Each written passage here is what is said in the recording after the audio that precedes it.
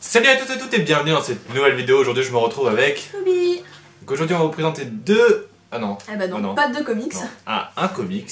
Oh, et attention. Ah, attention, grosse nouveauté. Un livre avec des mots dedans. Il n'y a pas de... Regardez, un truc incroyable, c'est qu'en fait ce n'est pas composé de dessins. C'est des... C'est des mots. Pour un lecteur comics c'est plutôt compliqué parce que vous voyez, comme vous voyez ici, il faut le lire. Alors comme vous voyez ici, alors là... Bon, aujourd'hui c'est moi qui commence, donc comme vous l'aurez compris... Donc comme vous l'avez compris, aujourd'hui je vais vous parler de Deadpool, il faut sauver le soldat Wilson.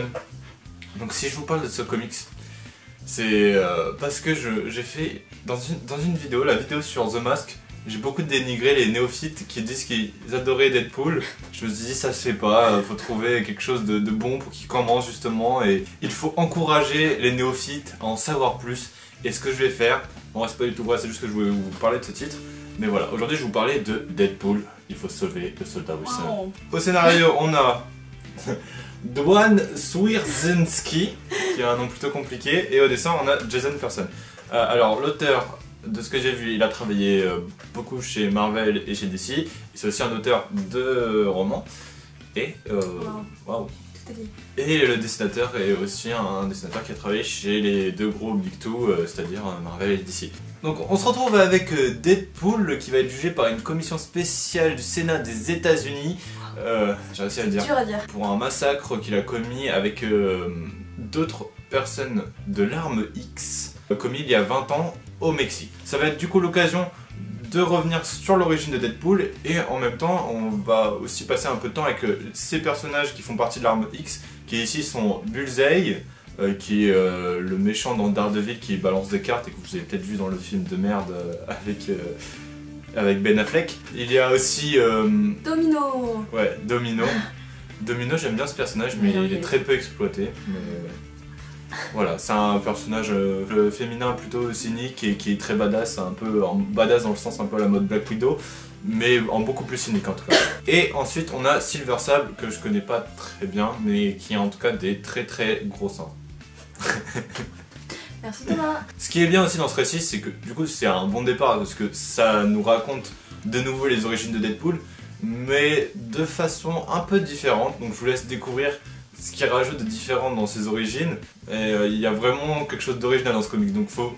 En gros, si vous voulez lire ce Deadpool, oubliez tout ce que vous savez sur Deadpool en général, parce que sinon vous allez être perdu. Il faut vraiment le prendre comme si vous n'avez jamais rien lu le Deadpool, et vous allez voir, c'est un peu un récit qui pourrait se situer hors continuité en fait. Faut lire l'histoire pour comprendre, mais en tout cas c'est vraiment du génie. Ce qui est cool avant tout dans cette histoire, c'est qu'on retrouve vraiment les caractéristiques du Deadpool moderne, c'est-à-dire qu'il brise le quatrième mur, ce qu'on n'avait pas auparavant dans les premiers comics Deadpool. L'auteur sert très bien du quatrième mur parce que, par exemple, Deadpool peut commencer à parler d'un flashback, on va se retrouver dans le flashback et il va continuer à raconter son flashback alors qu'il est lui-même dans le flashback. Ce qui donne des situations plutôt amusantes parce que les personnages se demandent pourquoi il parle tout seul. Enfin voilà, il y a vraiment un énorme jeu là-dedans et ça donne quelque chose même visuellement très drôle au niveau du découpage. Donc voilà. Après on retrouve bien sûr les caractéristiques de Deadpool, c'est-à-dire l'anti-héros qu'on connaît, qui aime bien faire de l'humour noir, découper des gens et qui aime bien faire des blagues un peu misogynes, tout ça. Bien que l'histoire est fun, elle n'est pas simplement anecdotique, et on découvre vraiment une nouvelle facette de Deadpool, et l'histoire c'est vraiment de nous transmettre un message, et je trouve que c'est plutôt intéressant de mettre ça dans un comics comme Deadpool en fait. Après au niveau du dessin, Jason Person a un style qui se rapproche à la limite du cartoon. Il a un trait plutôt exagéré quand même au niveau des expressions du visage et aussi au niveau des seins des personnages. je sais pas si c'est une référence à Rob Liefeld, le dessinateur de Deadpool à la base, qui aime bien dessiner aussi des gros seins, et lui c'est juste parce qu'il a un style un peu particulier. Mais en tout cas, j'aime plutôt bien ce style de dessin. C'est pas ouf non plus, mais en tout cas, les couleurs sont assez modernes et rafraîchissantes, et c'est plutôt cool. Après, aussi au niveau des couleurs, il y a un jeu avec les couleurs, c'est-à-dire que Deadpool raconte son origine, et c'est sur des tons un peu rouges. Et d'un autre, ce qui va du coup bien avec le personnage. D'un autre côté, il y a un autre personnage qui raconte ses origines, et c'est plus vers un ton vert. Et j'aime bien cette mise en scène, enfin j'aime bien quand il y a une mise en scène avec les couleurs, ça apporte quelque chose en plus. Voilà. Donc en gros, si vous voulez lire du Deadpool, comme je me suis trompé depuis le départ, ce n'est pas il faut sauver le soldat Wilson, mais il faut soigner le soldat Wilson. Soigner. Je trouve ça beaucoup moins bien du coup comme titre. Du coup, je vous le conseille pas du tout. Bon, bah. En tout cas, si vous voulez lire du Deadpool, lisez ça. Vraiment, pour moi, c'est avec ça que j'ai commencé Deadpool en plus. Et pour moi, c'est jusqu'à présent le meilleur comics de Deadpool que j'ai lu parce que, comme je vous l'ai dit auparavant, c'est pas simplement une histoire fun. Il y a vraiment quelque chose de travaillé derrière et ça fait vraiment plaisir parce que j'ai l'impression que les auteurs, quand ils vont écrire du Deadpool, c'est vraiment juste pour se lâcher et écrire du gore. Là, il y a ça bien sûr, et déjà c'est très bien fait, mais il y a plus que ça encore. Donc vraiment pour moi, c'est le meilleur comics de Deadpool jusqu'à présent. Donc voilà, lisez, il faut soigner le soldat Wilson. Ça faisait longtemps que j'avais pas fait une review de quelque chose que j'aime vraiment, hein, et qui me... Oui, c'est vrai. Très longtemps, du coup aujourd'hui j'espère qu'elle sera mieux. Donc comme je l'ai dit auparavant, je vais vous présenter American Gods de Neil Gaiman. Waouh, attention, meilleur auteur de la planète. Donc pour ceux qui ne connaissent pas encore cet auteur, bah disons que c'est lui qui a, niveau roman, c'est celui qui a écrit Coraline et l'étrange histoire de Nobody Owens, super connu, t'arrives avec ça. Et c'est aussi, il a travaillé aussi sur des comics, donc Sandman chez DC, un des plus connus, mais il a aussi travaillé sur du Batman. Qu'est-il arrive au Chevalier Noir de Batman, il a travaillé dessus. Il a aussi travaillé sur des épisodes de Doctor Who des Simpsons, il a travaillé sur l'adaptation de Princess Mononoke, bref ce mec est un dieu. Donc j'ai choisi de présenter American Gods, qui est un livre qu'il a sorti en 2001, c'est donc un roman fantastique qui est vraiment génial. Ah, j'aime pas le fantastique. Du coup on va suivre l'histoire de Ombre, qui est donc le protagoniste, qui sort de prison. Il est allé en prison pour une raison que vous allez découvrir. Il a vraiment grandi pendant ses années de prison et à l'extérieur en fait il s'est rendu compte qu'il n'y avait rien qui l'attendait à part sa femme avec qui il avait un lien super fort et son meilleur ami. Et en fait le jour où il sort de prison, donc il va apprendre que sa femme et son meilleur ami sont morts d'un accident de voiture. Voilà. Quand il s'est fait libérer. Tu dis ça d'une façon très dramatique, j'ai envie de pleurer. Voilà, très dramatique. Du coup il se retrouve un peu seul au monde. Tu l'as foutu où? Voilà, bah tant pis, on arrête ta revue. Bon voilà, Thomas 4 ans et demi. Donc il se retrouve un petit peu seul au monde et il erre un peu dans les gares, etc.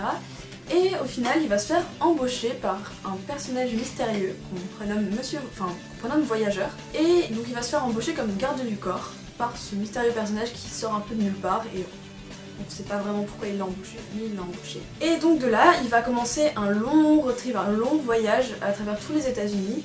Et il va se rendre compte que les dieux existent, donc les dieux antiques existent, et Voyageur donc en est un, et qu'ils se séparent en deux groupes, donc les dieux antiques de l'ancien monde, donc tous les vrais dieux, genre Odin, Thor, Loki, Anubis. Est-ce qu'on retrouve Loki du coup? Et Thor? Alors oui, en effet. Celui du comics, il y a les Avengers ou pas après? Oui, il y a Iron Man, tout ça. Mais presque. Parce que la deuxième catégorie de dieux qui existent de nos jours sont les nouvelles idoles profanes de l'Amérique, c'est-à-dire les dieux contemporains. Donc Internet, la télé, les médias, tout ça. Tout cela, ils sont représentés par des dieux. Et donc, en fait, il va se retrouver au cœur d'une grosse guerre entre les dieux antiques et les nouveaux dieux. C'est un peu un reflet de l'Amérique qui est encore en train de se transformer complètement à cause du capitalisme, donc de tous les nouveaux dieux. Et il livre une guerre entre, du coup, le côté un peu tradition des États-Unis et le monde contemporain. Donc, merci Thomas. Donc, ce livre, en plus d'être très divertissant, parce que franchement, il est super bien écrit, l'auteur utilise un style vraiment très familier, et genre même un peu vulgaire des fois, et du coup ça permet de vraiment rentrer dans le livre. En plus d'être super bien écrit, il parle vraiment de sujets philosophiques qui font vraiment réfléchir, avec une espèce d'allégorie sur la... une allégorie tout au long de l'Amérique, comme une entité en fait. Et aussi on suit Ombre qui cherche à découvrir qui il est vraiment, avec une grosse introspection de son passé, etc. Et c'est passionnant de voir ce personnage qui se construit au fur et à mesure, parce qu'au début il n'a plus rien, et en fait il va vraiment se construire tout au long du roman. Je te félicite pour avoir utilisé le mot introspection. Intro.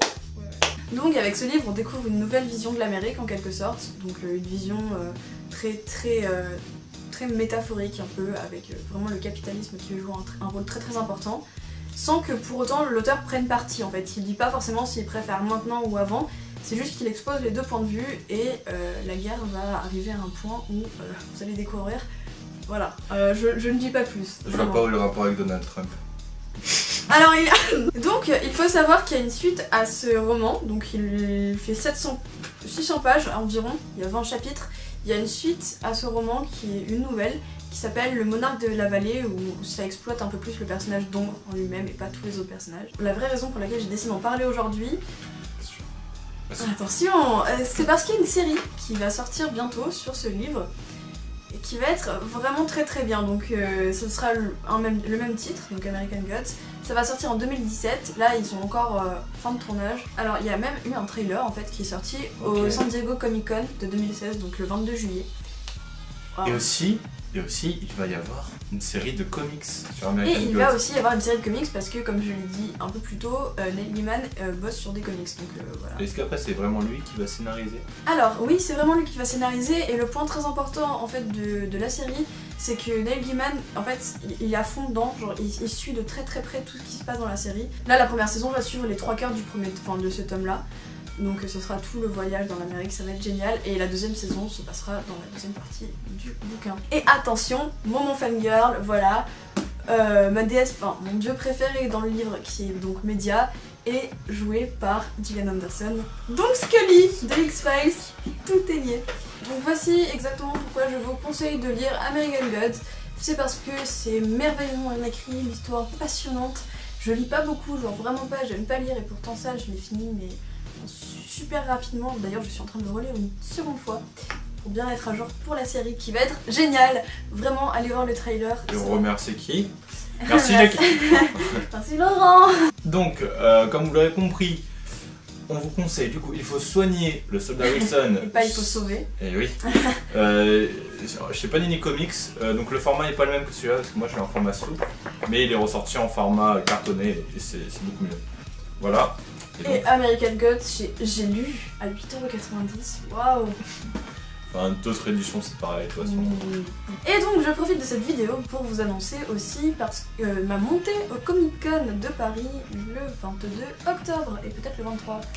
Du coup je vais me charger de faire une petite une vidéo vlog, un vlog.